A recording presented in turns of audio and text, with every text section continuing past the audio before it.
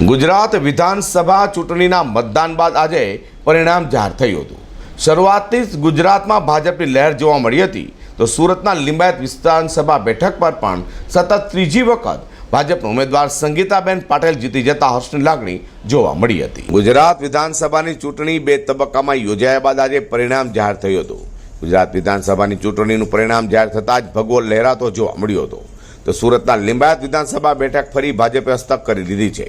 લિંબાયત વિધાનસભા બેઠક પર આ વખતે પણ ભાજપે ધારાસભ્ય સંગીતા પાટીલને મેદાન ઉતાર્યા હતા, જેઓ સતત ત્રીજી વખત ધારાસભ્ય બન્યા છે, જેઓએ જીત પછી નરેન્દ્ર મોદી અને CR પાટીલ સહિતનો આભાર પણ વ્યક્ત કર્યો હતો।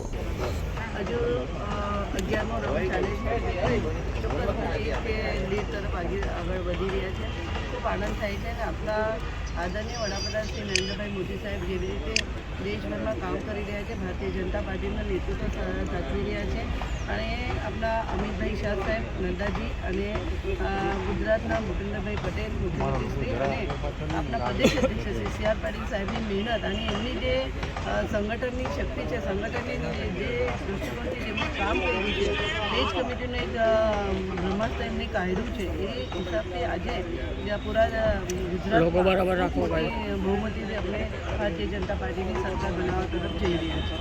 સંગીતાબેન, તમારી સામે 36 થી પણ વધુ અપક્ષો હતા।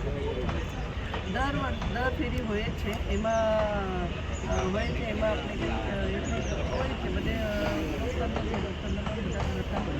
સંગીતાબેન, અત્યાર સુધીની 2 ચૂંટણીમાં જે લીડ હતી તેના કરતાં વધુ લીડ આવશે, જસ કોને?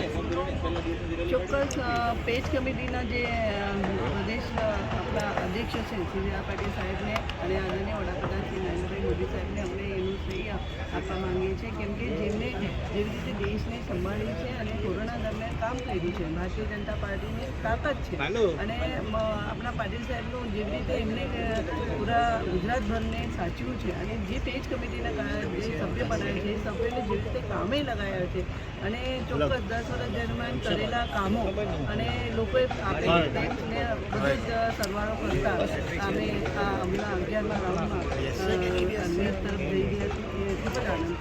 ગુજરાત વિધાનસભાની ચૂંટણીના પરિણામ આવતા જ ભાજપીઓમાં ખુશી જોવા મળી હતી। એક હતું મળેલી સફળતાને લઈને ભાજપ 150 પાર કરતા સૌ મતદારોનો ભાજપ દ્વારા આભાર વ્યક્ત કરાયો હતો। અઝર કુર્સી સાથે હર્ષદ સેટા।